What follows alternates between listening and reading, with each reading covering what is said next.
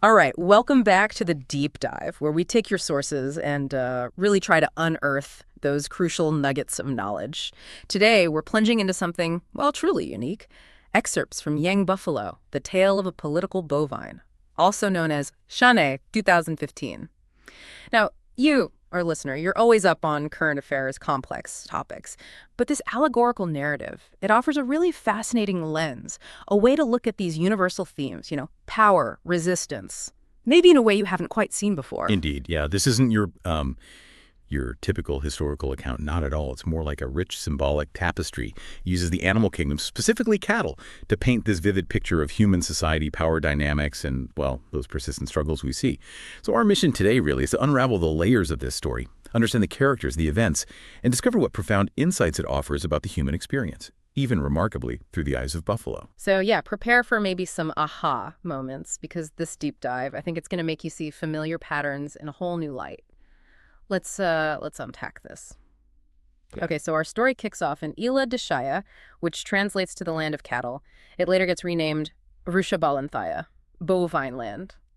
And the source describes it, well, quite hauntingly, almost ominously, you could say. An island like a skull of a dead, hornless cow. Wow. That really sets a mood, doesn't it? It does. Initially, it paints this picture of, various cattle bulls, water buffalo, wild buffalo, even cunning cattle living together peacefully.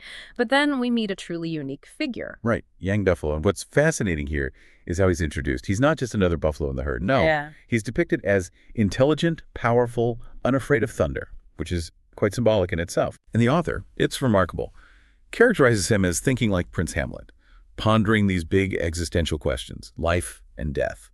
And crucially, he has these far-sighted eyes that can penetrate the darkness of poverty, helplessness, and ignorance surrounding his fellow cattle. His ambition seems clear. He wants to bring light to everyone. And this is where Yang Buffalo's journey takes this really interesting sort of foundational turn.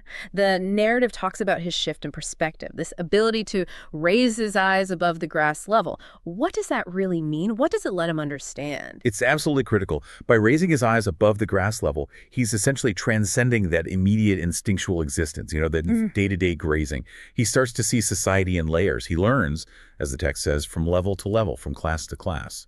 So it's not just about seeing more, it's about gaining a systemic understanding, recognizing patterns of power, vulnerability, things most of his peers just, graze right past. It really sets him apart. He can truly observe and analyze. Okay, so this initially peaceful land of cattle, its tranquility gets shattered. How do these cowboys arrive on the scene?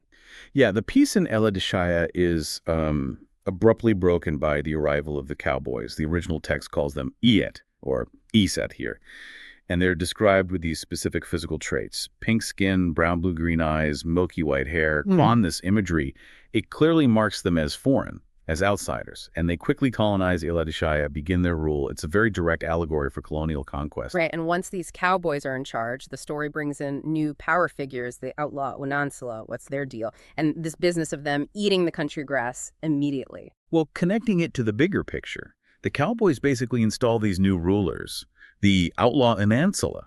They're described almost like predators, foxes, and wolves appointed as bovine rulers. And these white outlaw cattle, as they're called, they don't waste any time. They immediately start to eat the country grass. Now, that's not just, having a snack. It's a visceral allegory for just ruthlessly exploiting the nation's resources, its wealth, consuming everything. It really highlights that universal pattern, doesn't it? How power, when it's unchecked, just devours the common good, no matter where it comes from. But then the story adds this really complex layer, and frankly, it's kind of unsettling. This emergence of local cattle who start adopting the ways of the conquerors.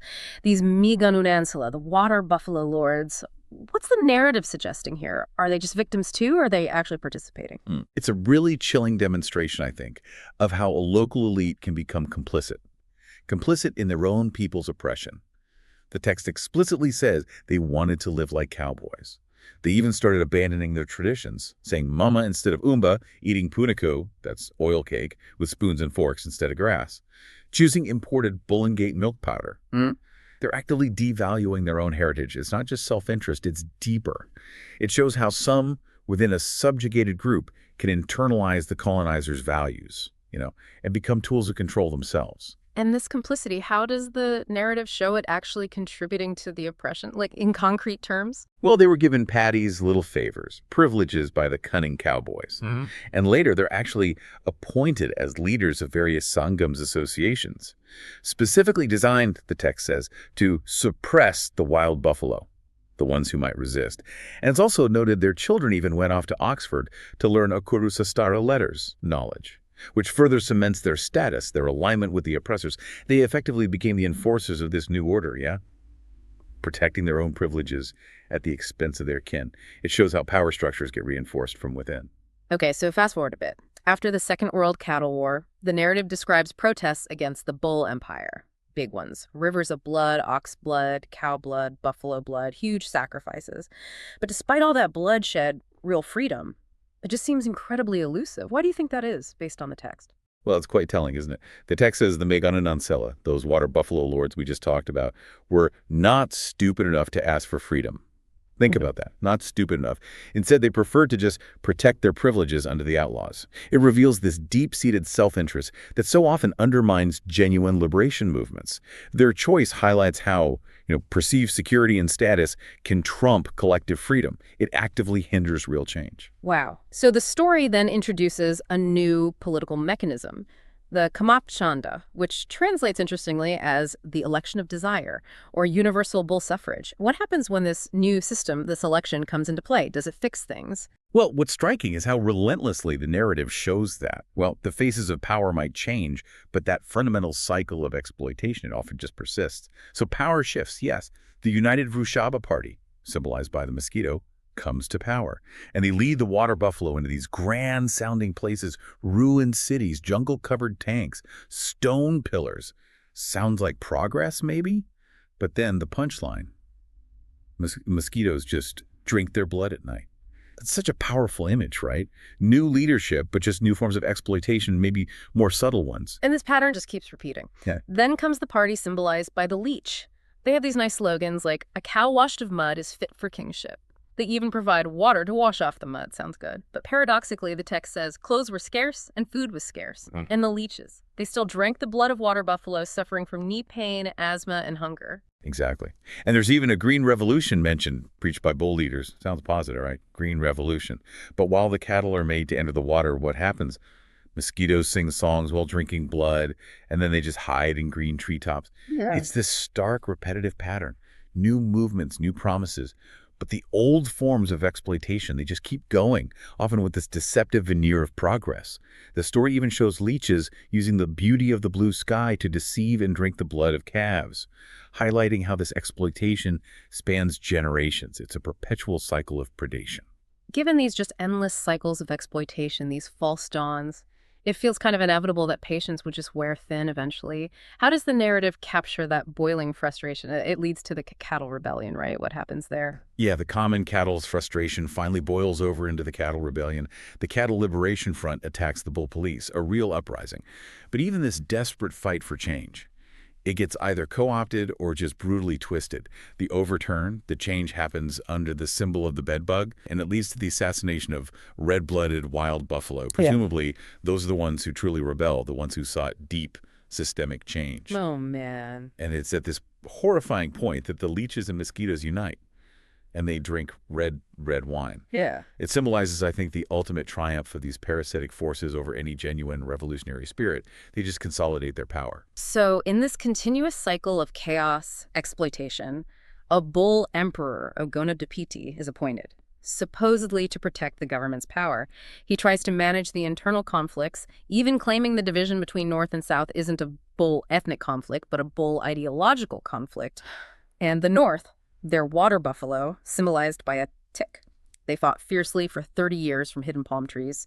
Red blood flowed everywhere. What role do external forces play in keeping this division going? The foreign element. It's crucial here, and unfortunately alarmingly familiar in so many real-world conflicts. Foreign foxes appear. They act as horn police, stirring things up, stirring up the herd.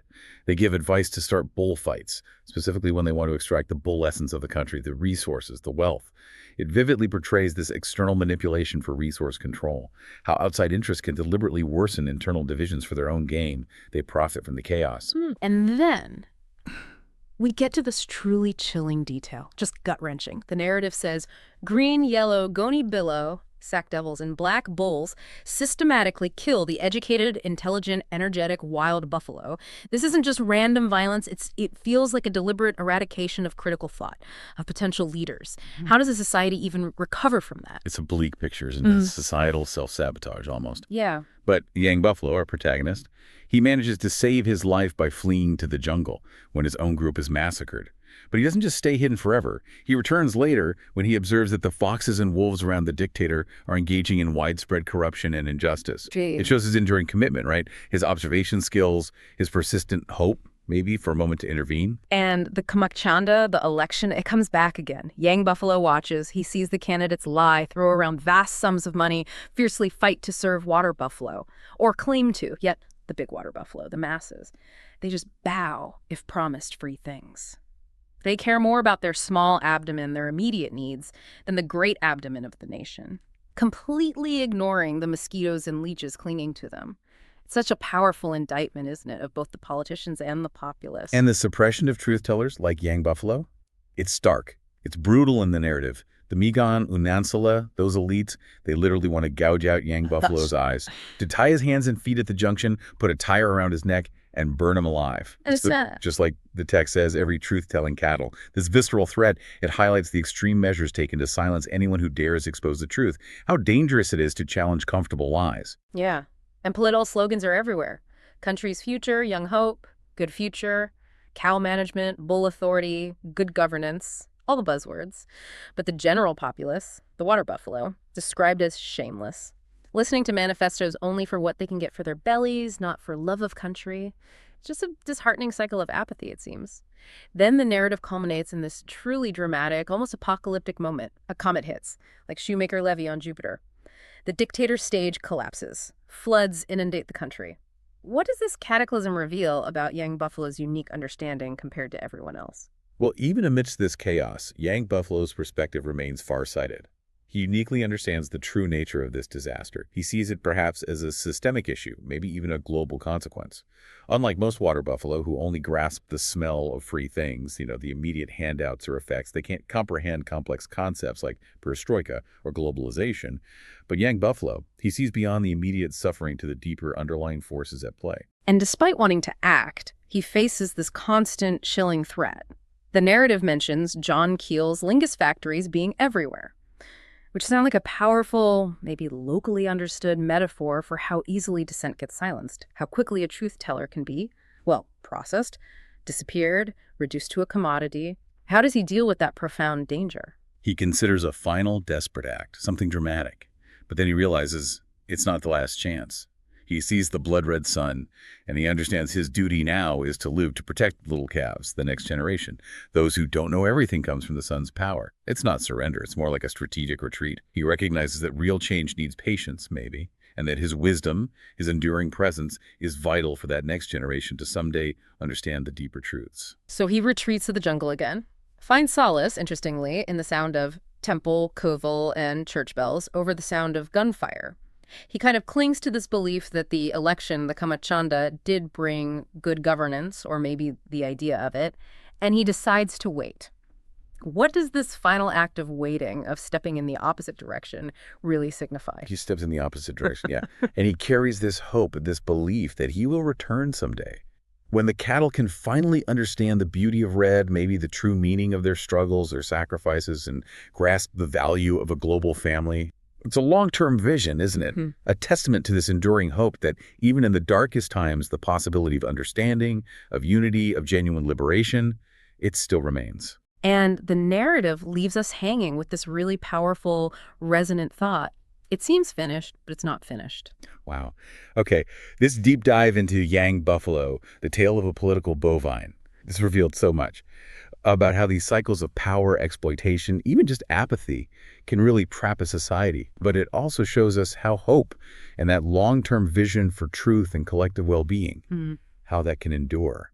just waiting for the right moment. Exactly. The story isn't just about buffalo, of course. It's a powerful reflection on human systems, our susceptibility to manipulation, definitely.